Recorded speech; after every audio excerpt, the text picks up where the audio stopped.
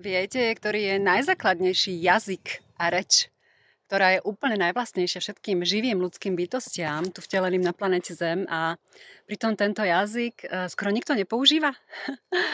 Tak je to jazyk komunikácie so stvorením, so zvieratami, s rastlinami, so slnkom, s vlastnými bunkami, s kameňmi, s inými bytostiami, pretože my sa zameriavame na komunikáciu z hlavy a učenie sa cudzích rečí, ale zabudli sme na najzákladnejší jazyk, ktorý nás stvoril. A ja vás teraz pozývam do prvého československého kurzu komunikácie so zvieratami, ktorý je absolútne jedinečný, pretože konečne rozoznie tieto naše skryté struny.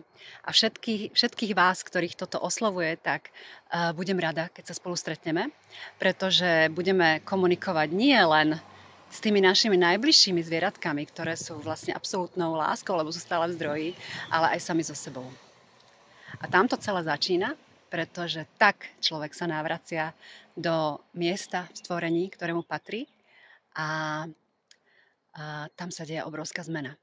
Takže všetkých, ktorých vás to volá, ktorí tieto dary nesiete v sebe a mysleli ste si, že je to málo, alebo že je to niečo, čo sa dnes nenosí, alebo možno, že na to nedozrel čas, tak už ten čas dozrel. A ja budem veľmi rada, keď sa stretneme v skupine, silnej skupine, pretože už sa skladá a budeme spoločne zdieľať s týmito nádhernými bytostiami a človek tak zaujme svoje miesto v stvorení.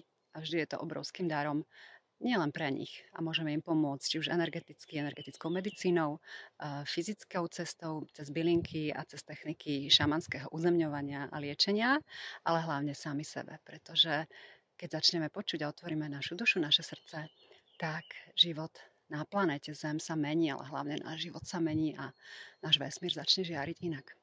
Takže navráťme sa tam, kam patríme, do stvorenia a do toho, že sme tu s ďalšími bytostiami, ktoré sú súčasťou života a sú to iné kultúry a je nádherné spoznať túto kultúru, a komunikovať s ňou a umožňovať sebe rásť k láske, pretože tak to tu môže všetko byť znova v poriadku.